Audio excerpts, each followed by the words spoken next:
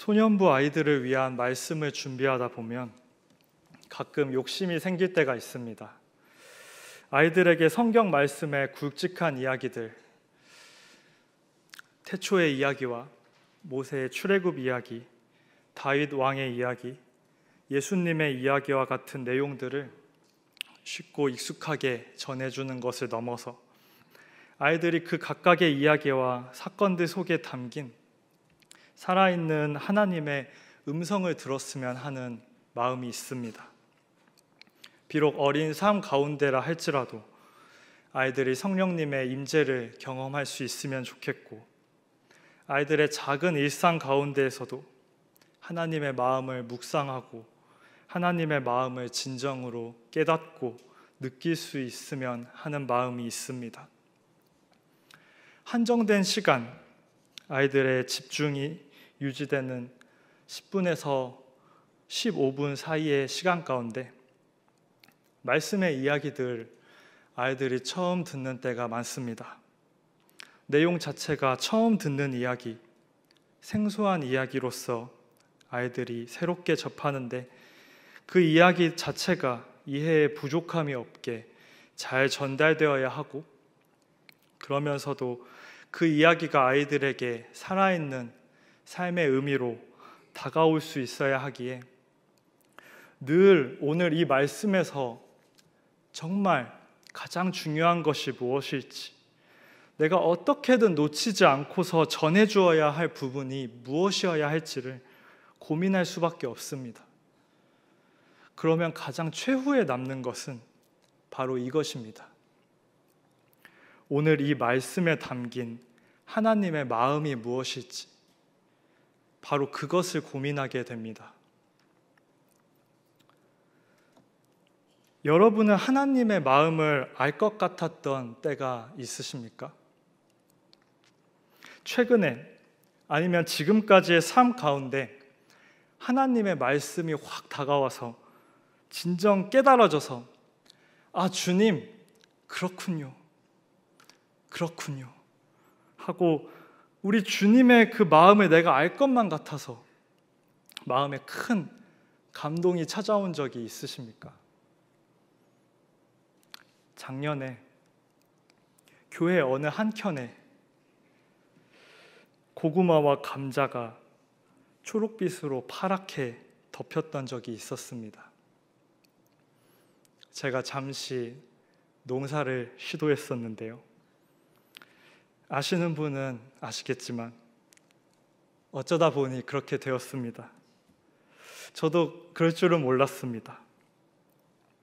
재작년에 김종희 목사님과 이야기를 나누다가 고구마 이야기가 나왔습니다. 한 성도분께서 고구마를 한 박스 주셨는데 그 고구마가 참 좋다고 하셨습니다. 그래서 제가 듣다가 그럼 저도 하나 달라고 했습니다. 목사님께서는 하나가 아니라 더 주실 수 있다고 하셨는데 제가 하나면 족하다고 했습니다. 큰 놈 하나 주시면 제가 그거 토막 내어서 싹 내어서 잘 키워가지고 불려서 먹겠노라고 하면서 받아왔습니다. 다들 그때는 농담으로 여겼지만 싹을 냈고 정말로 심었습니다. 그리고 쑥쑥 자라났습니다. 신이 나서 사진도 찍고 관찰 일지도 쓰고 그랬습니다. 그러자 목사님은 지켜보시다가 이것도 같이 해보라면서 집에 있던 쌍난 감자 한 알도 들고 오셨습니다. 그렇게 작은 화분들로 시작이 되었습니다. 처음에는 그저 싹이 나고 그 속에 생명이 있다는 것 자체만으로 기뻤습니다. 하루가 다르게 자라나면 뿌듯하고 신기했습니다. 나름 넘치는 애정과 관심을 받은 감자와 고구마는 번성했고 몇 번의 분갈이를 거쳤습니다. 점점 커져가는 모습 가운데 어쩌면 저 안에 열매가 맺힐 수 있겠다 기대했습니다. 그 모습에 마음이 움직인 어느 성도분께서 고구마 모종을 한 무더기 선물해 주셨습니다. 이것도 키워보라고. 졸지에 갑자기 농사가 본격적으로 시작이 되었습니다. 저는 큰 꿈을 가졌습니다. 이거 다 잘 키워서 열매를 풍성하게 거두어서 추수감사절에 우리 소년부 친구들과 함께 수확하고 함께 그거 쪄서 맛보아야겠다. 그런 엄청난 포부를 가지고서 아이들한테 기대하라고 부서 아이들한테도 선포했습니다. 화분 한두 개에서 시작해서 수많은 개체들을 돌보려니 보통 일이 아니었습니다. 매일 가서 들여다보고 솎아주고 물을 주고 보살펴야 했습니다. 제가 교회에 없는 월요일엔 비가 세차게 오면 걱정이 되고, 날이 계속 너무 뜨겁고 가물면 또 걱정이 되고, 태풍이 강하게 온다는 일기예보를 보고 걱정이 되고, 장마철에 벌레와 버섯이 생기니 또 걱정이 되고, 그렇게 정성을 주었습니다. 시간이 흐르고 추수감사절이 가까웠습니다. 이제 슬슬 고구마와 감자를 뽑아서 그 열매를 나눌 시점이 다가왔습니다. 지켜보는 성도님들도 그리고 소년부 아이들도 저와 마주칠 때마다 그거 언제 뽑냐고, 언제 먹냐고 자꾸 독촉했습니다. 그런데 저는 막상 결과를 거둘 날이 기대가 되고 기다려지면서도 한편으로는 그 날이 너무 빨리 오지 않았으면 했습니다. 저 푸르른 것들을 어떻게 하나 싶었습니다. 그렇게 점점 시간이 다가왔습니다. 마침내 그 날이 찾아왔습니다. 추수감사주일 가까운 금요일, 해가 저물 즈음에 결단했습니다. 가서 제 손으로 지금껏 키운 감자와 고구마를 억세게 잡았습니다. 그리고 뽑았습니다. 그 생생히 살아있는 것의 느낌, 그 생명을 지탱하고 있는, 생생히 살아있는 그 온 뿌리의 힘을 거슬러서 뽑아낼 때 그 비정했어야만 하는 상황이 잊혀지지가 않습니다. 예수님께서 하나님의 아들로 이 세상에 오셨습니다. 이 세상에서 참 인간으로서 동일한 모든 감정과 과정들을 느끼면서 자라나셨고, 이제 그 준비된 사역을 감당하시고자 세례를 받으셨을 때 하나님께서는 예수님을 향한 주체할 수 없는 사랑을 토로하셨습니다. 이는 내 사랑하는 아들이요 내 기뻐하는 자라.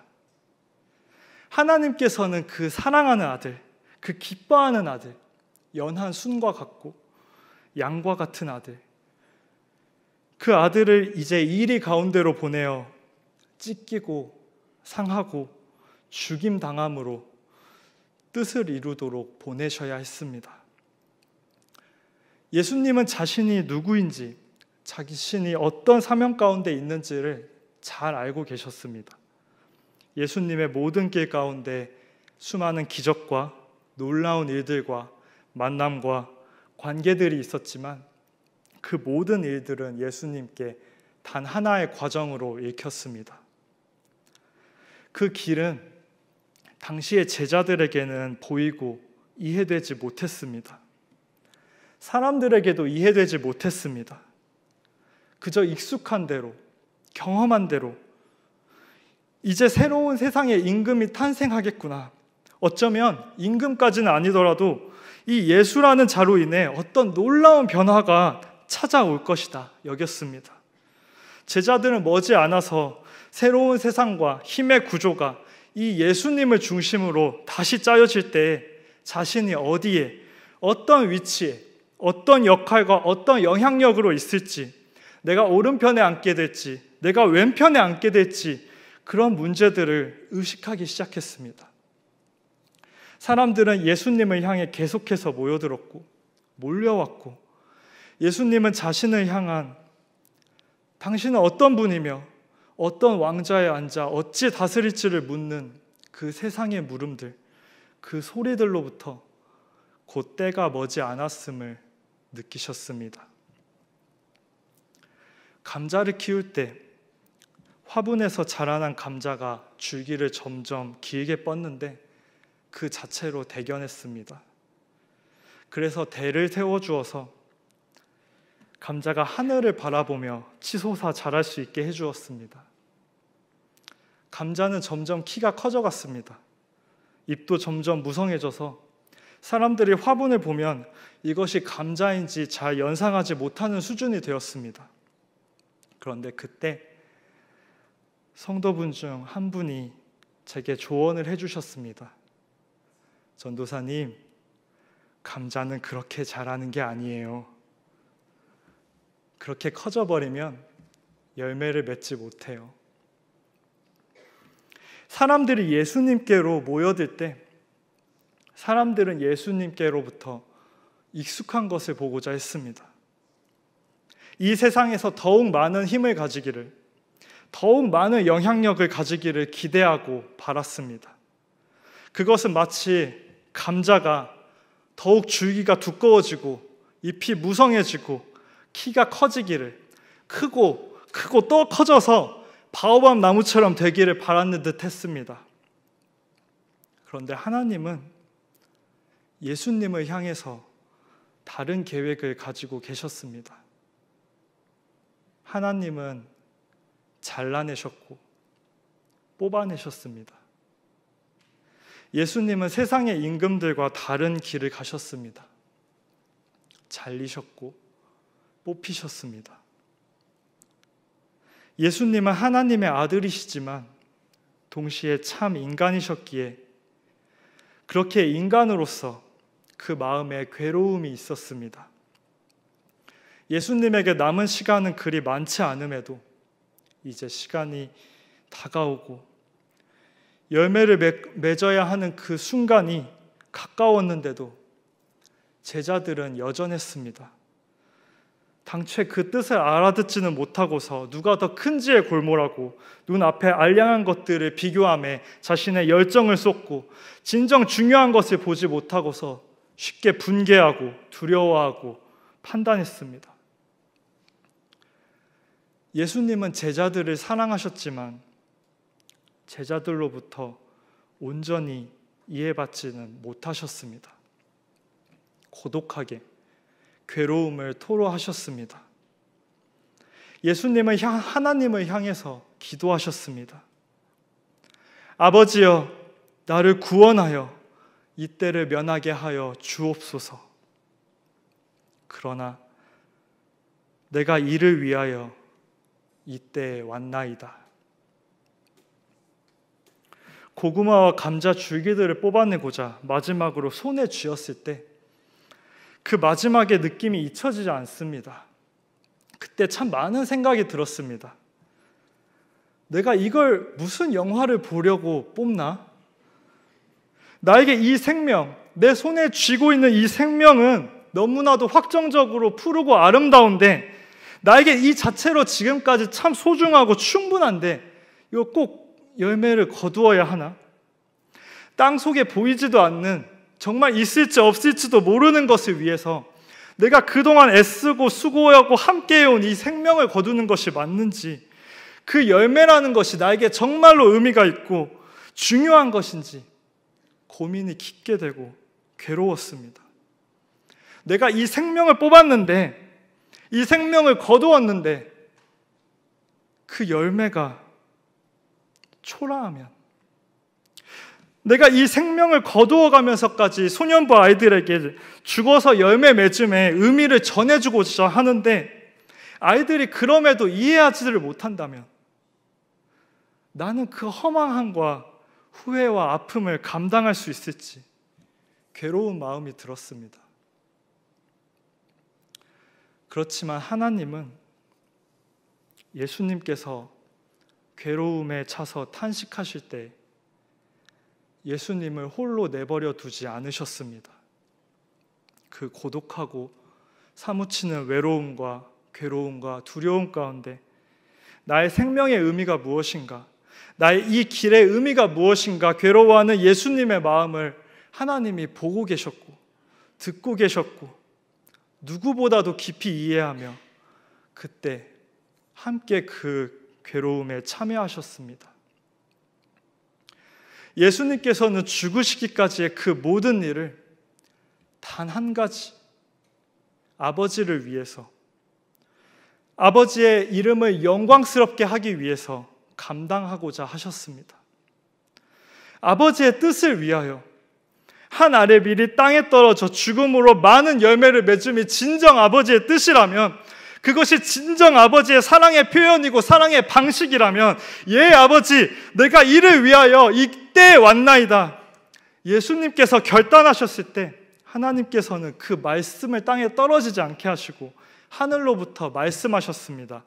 내가 이미 영광스럽게 하였고 또다시 영광스럽게 하리라. 아들아, 내가 이미 영광스럽게 하였다. 내가 나의 이름을 너의 삶을 통해서, 너의 생명을 통해서, 너의 눈물을 통해서 이미 영광스럽게 하였다. 사람들은 듣지 못했습니다. 그 소리를 들었으나 듣지를 못했습니다. 곁에 서서 들었음에도 놀람과 두려움에 직시하지 못하는 이에게 그저 천둥과 같이 큰 소리가 귀를 때리고 지나간 것에 불과했고, 누군가에게는 그저 나의 이야기가 아닌 것으로, 천사가 예수님에게 이야기한 것으로, 자신에게 주어진 자신이 듣는 것이 아니로 남았습니다. 분명 모두에게 남겨지고 들렸음에도 듣지를 못했습니다. 예수 그리스도가 누구인지, 어떤 분이신지, 그의 삶이란 무엇이며 그가 가는 길이 어떤 길이며 그를 통해서 하나님의 영광이 어떻게 이 세상에 임하여 나타나는지를 들었음에도 깨닫지 못했고, 들었음에도 자신의 문제로 듣지 않았습니다. 들었음에도 결국 듣지 못했습니다. 그렇게 예수님께서 말씀하십니다. 이 소리가 난 것은 나를 위한 것이 아니요 너희를 위한 것이니라. 하나님께서는 이미 아들 예수 그리스도를 통해 영광 받으셨습니다. 그럼에도 예수님의 발걸음이 아직 더욱 나아가야 했던 것은, 그럼에도 아직 예수 그리스도의 감당해야 할 일이 남았던 것은, 피할 수 있으면 피하고 싶으나 결국 감당해야 할 죽음을 향해 걸어 들어가야 하는 것은 예수 그리스도 자신이 아니라 바로 너희를 위한 것이라 예수님께서 말씀하십니다. 결국 너희를 위한 그 최후의 순간에 아버지께서 또다시 영광 받으실 것이었습니다.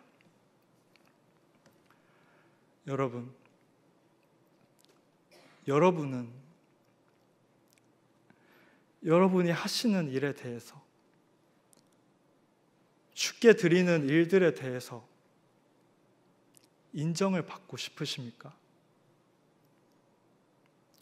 여러분이 주를 향해서 섬길 때 겪고 마주하는 그 모든 수고와 고난들에 대해서 이해받고 싶으십니까? 우리 주 하나님 아버지의 영광은 그 소리가 하늘로부터 들려왔는데도 이해되지 못했습니다. 우리에게 온전히 보이지 않고 들리지 않고 이해되지 못하다가 오직 그리스도의 죽음을 통해, 결국 그리스도의 죽음을 통해 우리에게 온전히 드러나고 고백되었습니다. 그 떨리는 손으로 뽑은 감자, 고구마가 어떻게 되었을 것 같습니까? 감자는 한 알에서 조그만 9알이 맺혔고, 고구마는 그보다 좀 더 많이 거두었는데 대부분은 손가락만한 굵기로 도라지를 닮은 모습이었습니다. 간혹 그 중에 좀 더 굵은 몇몇이 보였습니다. 솔직히 실망스러웠습니다. 그리고 씁쓸했습니다.